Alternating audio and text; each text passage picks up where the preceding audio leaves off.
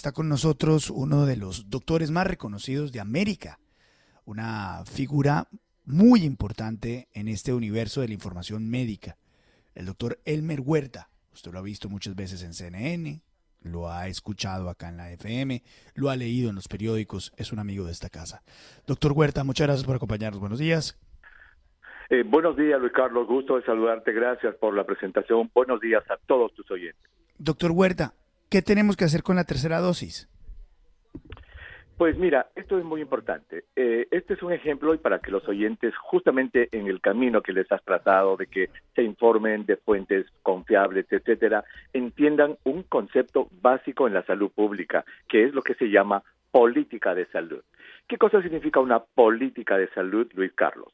Política de salud significa que el Ministerio de Salud, por ejemplo, en Colombia, diga, desde ahora vamos a empezar a administrar una tercera dosis en este tipo de personas, en estas condiciones, etcétera, etcétera. Eso se llama política, decisión política de salud. Muy bien.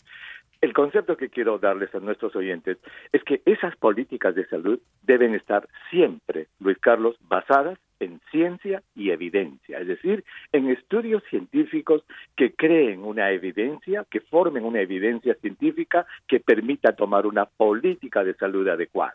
En ese sentido, el día de ayer en la noche, la FDA aquí en Estados Unidos, que es la Administración de Medicinas y Alimentos, ha tomado precisamente eso, una decisión política en salud pública, ¿en base a qué? A múltiples estudios que se han juntado en los últimos meses, Luis Carlos, que muestran que ciertos grupos de personas, por ejemplo, las personas que han recibido un trasplante de órgano y que están tomando medicamentos, Luis Carlos, que les bajan el sistema de defensa, personas, por ejemplo, con cáncer activo, que están en tratamiento, personas que están con diversos tipos de trastornos reumatológicos, que toman medicinas fuertes que les bajan el sistema de defensa, estas personas, Luis Carlos, no forman una adecuada cantidad de anticuerpos cuando reciben sus 2 dosis de vacuna Pfizer o Moderna. Por lo tanto, basada en esa ciencia, en esa evidencia, la política de salud en Estados Unidos, y hoy día lo va a refrendar esto los CDC, es que las personas con inmunosupresión reciban una tercera dosis de la medicina. Esto no es para todos, es para ese grupo, aunque en septiembre, Luis Carlos, se anuncia que quizás las personas mayores de 75 años también van a entrar en el grupo.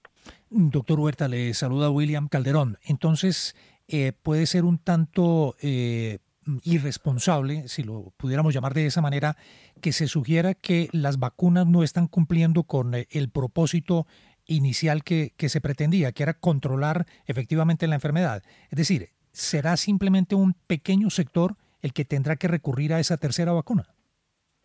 Absolutamente, William, lo has dicho muy bien. Esto es para cierto grupo de seres humanos inmuno significa tu sistema inmune de defensa, deprimidos, que no tienen una buena reacción, que es la lista que acabo de mencionar. Para los demás, para todos los demás que tienen su sistema inmunológico normal, la vacuna ha cumplido exactamente lo que se dijo. Y esto es importante de aclararlo, William, porque cuando uno escucha que están ocurriendo infecciones en personas vacunadas, y hay personas famosas que han salido infectadas después de haber sido vacunadas, la gente que no tiene este sustento, digamos, científico, dice, mira, la vacuna no sirve, la gente se está enfermando. Y no se dan cuenta que las vacunas no fueron diseñadas para evitar la infección, sino para evitar 2 cosas terribles. Uno, que la gente llegue a los hospitales y a las unidades de cuidados intensivos, y la segunda, que muera. Y las vacunas, todas las vacunas, felizmente hasta ahora, impiden que el paciente llegue al hospital y que se muera. Doctor Huerta, buenos días. Le saluda Diana Mateus desde Miami. En las últimas horas, el doctor Anthony Fauci dijo que tarde o temprano se aprobará la tercera dosis de la vacuna. Según esto, ¿usted cree que está cerca la posibilidad de que personas que ya fueron vacunadas y no tienen problemas de salud puedan recibir pronto esa tercera dosis? Buena pregunta, Diana. La respuesta va a depender nuevamente de lo que mencioné hace un momento, de ciencia y evidencia. Recordemos un hecho fundamental. Parece que ha pasado más tiempo, Diana, parece que ha pasado mucho tiempo, pero en realidad, por lo menos en Estados Unidos, desde que se están dando vacunas así en cantidad, en masa, al Programa Nacional de Vacunación, empezó en enero de este año. Estamos en agosto. Con la justa han pasado 8 meses.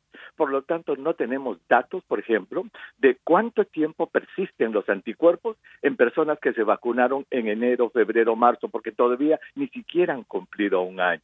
Entonces hay que esperar para los estudios que van a ir saliendo a fin de año, a comienzos del próximo año, en el que se evalúe en millones de personas que recibieron vacunas al año, cuántas todavía tienen anticuerpos.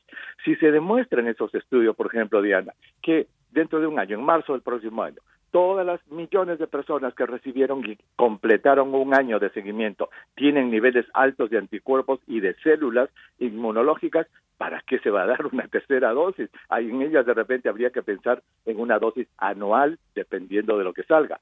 Pero si al revés salen los exámenes diciendo que en marzo del próximo año la gente que fue vacunada hace un año casi no tiene anticuerpos y encima se están documentando infecciones seguidas y hospitalizaciones y muertes, entonces allí habrá que pensar en refuerzos, etcétera. En este momento todavía no.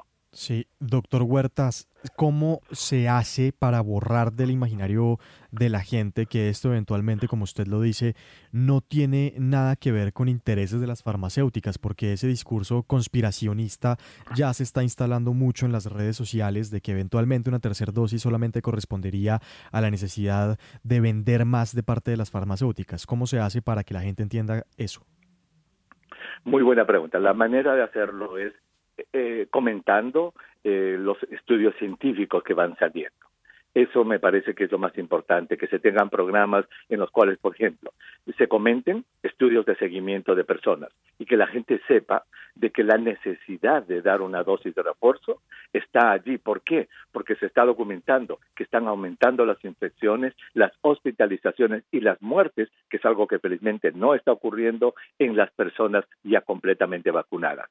Si ese tipo de comentarios, ese tipo de noticias llegan al público, el público va a entender que hay una necesidad de dar una tercera dosis.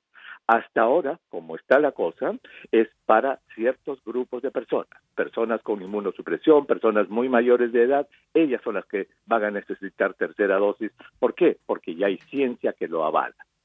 Vamos mal, doctor Huerta. Nos habían dicho que la inmunidad de manada se conseguía con el 70% de la población vacunada. Ahora ya nos están hablando de que, no señor, es en el 90%. ¿Es que va mal la vacunación? ¿No se está consiguiendo el objetivo de inmunizar a la población completa? Muy buena pregunta. Mira qué buena pregunta. No es que la vacunación esté mal. ¿Sabe quién ha cambiado? El enemigo. El enemigo ha cambiado. Delta. Si es que al comienzo de la pandemia, ese virus original de Wuhan, que los virólogos le llaman el virus salvaje de Wuhan, el primero, una persona contagiada, una persona infectada, podía pasarle el virus a una o dos. Esta variante Delta, una persona contagiada, infectada, le puede pasar el virus hasta 9 personas. Es sumamente contagiosa. Entonces, al ser mucho más contagiosa, eso cambia un concepto en salud pública que se llama el número R0, el nivel de contagio. Y al cambiar ese nivel R0, cambia ya el sistema de cálculo, para llegar a lo que es la inmunidad del rebaño, y lo que se pensaba que era 70-75 con la variante salvaje original, ahora con Delta se ha elevado ese número porque este virus es mucho más contagioso. Entonces no es que la vacuna esté fallando, el enemigo ha cambiado. Y para que no cambie más el enemigo, y esto es algo que preocupa muchísimo a la gente aquí en Estados Unidos, es de que no vuelva a mutar, pero con las cifras enormes de infección que hay aquí en Estados Unidos, en que un porcentaje importante movido por razones políticas y religiosas no quiere vacunarse, se teme que aquí en Estados Unidos esta Delta pueda cambiar y formar una nueva mutante peor aún. 6 de la mañana, 47 minutos. Doctor Elmer Huerta, una de las voces más importantes de salud pública en América, experto en salud pública, profesor de la Universidad George Washington, un amigo de esta casa.